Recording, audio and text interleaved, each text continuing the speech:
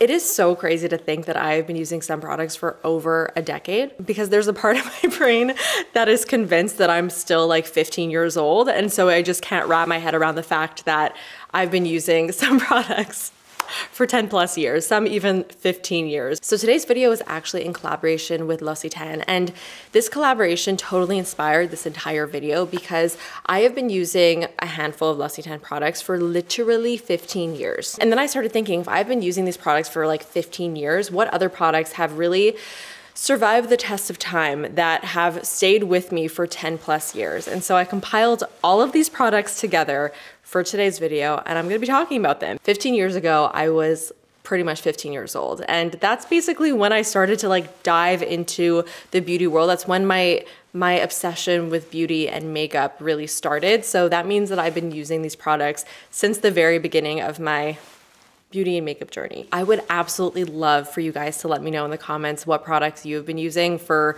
10 plus years. It'd be so interesting to hear about. Hit the like button if you do enjoy today's video, and subscribe if you want to see more from me, and let's just jump right into it. So my mom was the one who really introduced me to L'Occitane products, because I used to not steal them from her, but I would go into her bathroom all the time and just slather myself with these products. My mom used to have the almond oil shower oil in her shower, and every single time I would take a shower, I would purposefully shower in her shower so that I could use this product. And I will never forget how angry she got at me for using her shower oil, because it was like her special luxurious body wash, and I was just like drowning myself in it, and I believe my sister was as well. So sorry, Mom.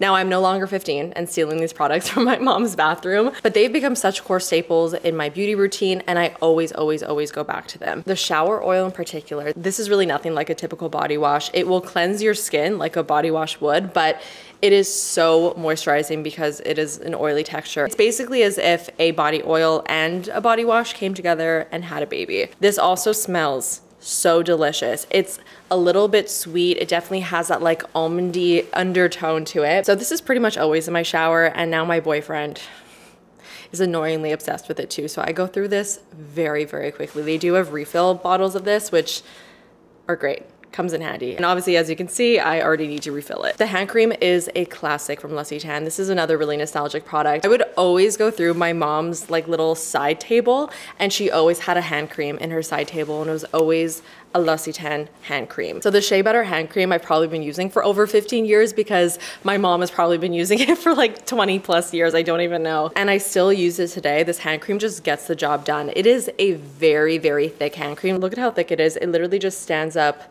straight. But even though it's thick in texture, it melts into the skin so easily. It doesn't leave a greasy residue, and it just makes your hands feel like ultra moisturized. And just like my mom, this lives in my side table next to my bed. Now let's talk about the makeup products that I've been using for over a decade. Because I've been doing YouTube for 11 years now. I just hit my 11-year anniversary.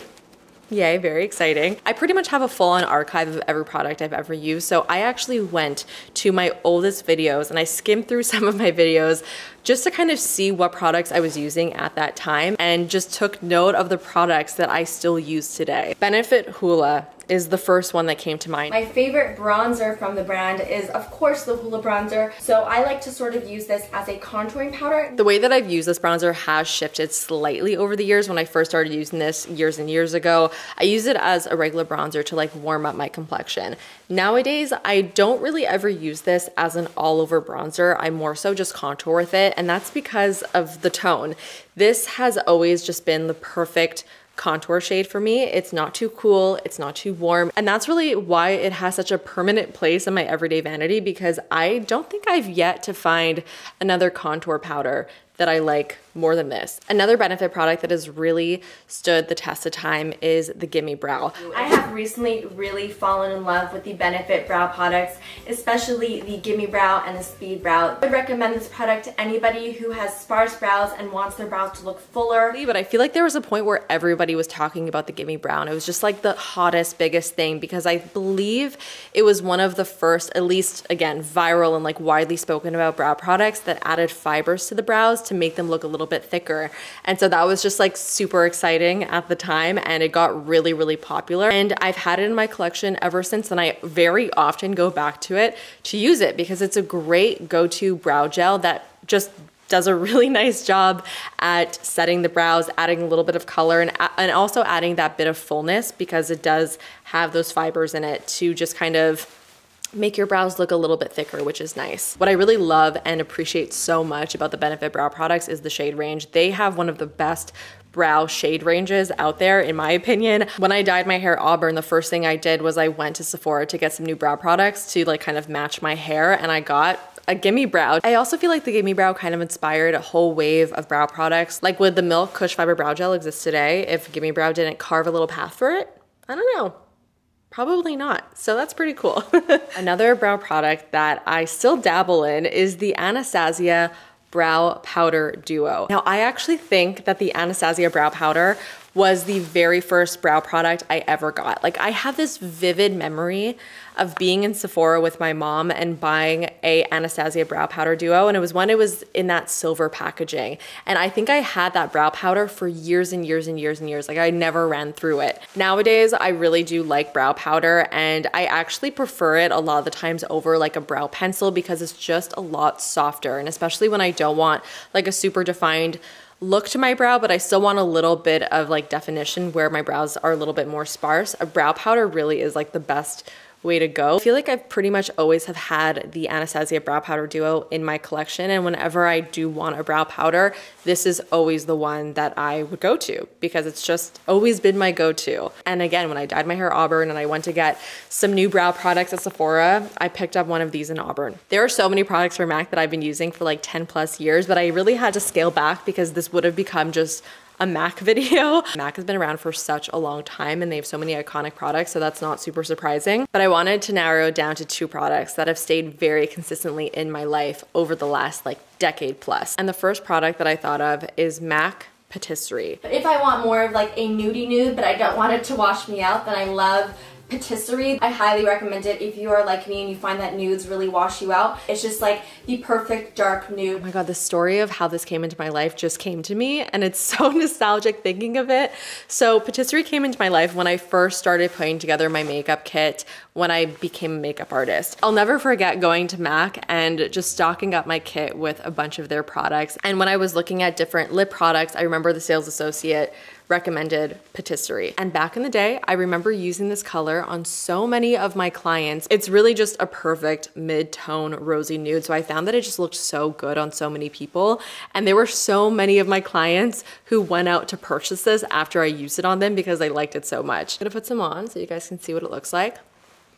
The most perfect like rosy nude. Somebody told me that Patisserie was discontinued and it no longer exists in their lineup, which is incredibly upsetting if that is true. I refuse to even Google to see if that's even true or not, because I feel like it's gonna make me heartbroken, and I don't wanna have to deal with that. I will be savoring this bullet for a very long time until it goes bad. The second MAC product that I knew I had to include in today's video that I've been using for 10 plus years is, of course, Fix Plus. MAC Fix Plus. I could literally not live without this thing. And then I'm gonna grab a MAC Fix Plus setting spray and just spray that all over my face to lock everything in. And I'm gonna spray my flat shader brush with some Fix Plus and spraying my brush with a bit of Fix Plus. Next, I'm going to spray my flat shader brush with some Fix Plus. MAC Fix Plus was a beauty guru staple. You can kind of use this as like a mixing medium to intensify an eyeshadow. Back in the day, the amount of times that I would spray this in like a sparkly eyeshadow to intensify and make it look even more metallic, oh my god, I feel like I did that every single time I did my makeup. You can spray this on your face before applying your makeup, after applying your makeup, to get rid of powderiness, to set your makeup. And I still use it quite often. Whenever I feel like my makeup is looking a little bit powdery, I'll just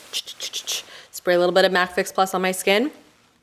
Fixed. If I lost my entire makeup collection tomorrow, I would purchase this the next day. This is really something that I feel like is part of my makeup toolbox that I just can't really live without. The Laura Mercier Tinted Moisturizer, I think, was like one of the very first foundations that I tried. If you go to my oldest video, you will see me holding up an oil-free version of the Laura Mercier Tinted Moisturizer. I'm going to be using the Laura Mercier Tinted Moisturizer, and I'm in the color Nude. And I'm going to be using my trusty my beauty blender. What I always loved about the Laura Mercier Tinted Moisturizer is that it had the perfect amount of coverage where it felt like you were, you know, covering up whatever you wanted to cover, but it still always looked very light and natural on the skin. And there are months that go by where I kind of forget about this product and I'm using other things, and then I'll pick this out of my collection and just fall back in love with it again. The very last makeup product that I wanted to mention is the Hourglass Ambient Lighting Blushes. Just in general, the one that I have here is in the shade Luminous Flush. Hourglass Ambient Lighting Blush in Radiant Magenta. As you can see, this blush could be a little bit scary to some people since there is a bright magenta color running through it, but I'm telling you, this is the blush that I go for when I want my cheeks to shine, because not only does it have the actual blush color running through the powder, but it also has another powder running through it that has a gorgeous glow to it. Hourglass was really ahead of their time when they launched this product, because I almost feel like if this were to be launched today, it would go viral, just because the formula of this and the way that it applies to the skin, like there's just really not much else out there that compares to this. So there's kind of two parts to this blush. There's the ambient lighting powder, and then there's the actual blush color. The ambient lighting powders from Hourglass are some of my favorite setting powders. They are so smooth and fine and lightweight, and they do the most beautiful job at blurring the skin. It's actually kind of reminding me that I should take out my Hourglass ambient lighting powders more often. Have the base of that very fine, velvety, smooth powder, and then you have, of course, the color running through it. So when you mix it together, the way that the powder feels is just stunning. It feels exactly like the ambient lighting powders. It's very smooth, velvety, very, very, very fine. And when you apply it to the skin, it just looks so light and effortless. I've always described Hourglass products as very like mature products. You're not gonna get something super loud and in your face. You're gonna get something really, really soft, but still very effective. And that's exactly how I would describe these blushes. They just layer onto the skin in such an effortless, gorgeous way. Because the powder is so smooth and so fine, it doesn't look powdery at all. It's really just like the perfect powder blush. And this shade in particular is the Luminous Flush. So the powder that's running through it has this really beautiful like luminous finish to it. It's not sparkly, but it has a bit of a glow. Blush itself also has a very, very natural looking glow to it, but it's a very soft glow that is super, super wearable. There's a lot of glowy blushes out there, don't get me wrong, but there's just something about the Hourglass formula that just hits different. There is only one perfume that I have used consistently over the last 10 years, and it is this Chloe perfume. But it's a classic. I'm sure many of you have seen this perfume before. This isn't necessarily my everyday perfume now, like 10 years later, but it's still a perfume that I really love the scent of, that my 15-year-old self and my almost 30-year-old self both really, really enjoy. I'm not the biggest fan of floral fragrances. I'm very particular with them, but this is a floral fragrance that I could really, really get behind because it's quite fresh at the same time. And honestly, the nostalgia when I smell this is kind of still what keeps me attached to this perfume. I always like to whip this out also in like the spring and summertime. Next, I have a hair tool here, and this is the L'Oreal Steam Pod. The L'Oreal Steam Pod is a super unique hair tool that I have literally been using since the very beginning of my channel. I actually did a full-on dedicated hair tutorial using this. I'll put a little clip here. It's a little bit embarrassing. So when I want my hair to be really nice and sleek and straight, my tool of choice is the L'Oreal Steam Pod. So let's see the before. It's really curly. So you just go right to the scalp and you slowly go down. And that was like no effort at all. I didn't have to go over it with an iron like 20 times to get it this straight. It's like amazing how easy this thing is. So this is a straightener. You do have two hot plates on here, so it is kind of like a regular straightener in that sense, but what makes it different is that it does use steam. You put water in this little thing over here, and when you straighten your hair, it will use both the heat and steam. And the steam is what makes this product really special because it makes the biggest difference in how quickly and how effectively it straightens the hair. I can go from ultra curly hair to pin straight hair with the straightener so easily and so quickly. In one single pass, it will make my very curly hair pin straight. Sometimes when I go from curly to straight using a straightener, my hair can kind of feel a little bit lifeless and dull. Like it feels like I just damaged it a little bit, you know? But when I use a steam pod, I find that my hair still has life to it. Not only does it still look like it has life to it, but it actually is shinier, it's completely frizz-free, and it doesn't look and feel as if I just put like a lot of heat on my hair. And not only do I find that my hair gets super straight with the steam pod, but it also lasts so much longer than if I were to just use a regular straightener. And it's really become like probably my top two favorite tools that I have in my collection. There's just really nothing else that gets my hair as straight, as smooth, as frizz-free as this product. If you have curly hair, it is really just a game changer. The very last item that I want to talk about is a little fashion item. This is actually a bag that I got I think when I was 16 years old, which is absolutely insane to think about. I remember, I think, getting some money for my Sweet 16 and then I put it towards this bag. I think that's what ended up happening, which is wild. Honestly, I made a great choice at 16 years old because this bag is truly a classic, and it's not surprising to me at all that I still love it and I still wear it today. This is a classic little black bag, and this is very often my dinner bag, my going out bag. It goes with almost everything. It's a perfect little size. I've just gotten so much use out of this over the years, and I think because it's just so versatile. You can wear this as a little clutch. It also has a long chain, so you can make this crossbody, but my favorite way to wear this over the last little bit has actually been by doubling up the chain, so it becomes the perfect little shoulder bag. It's also in such amazing condition, like it almost looks completely brand new. You would never know that she's like 15 years old.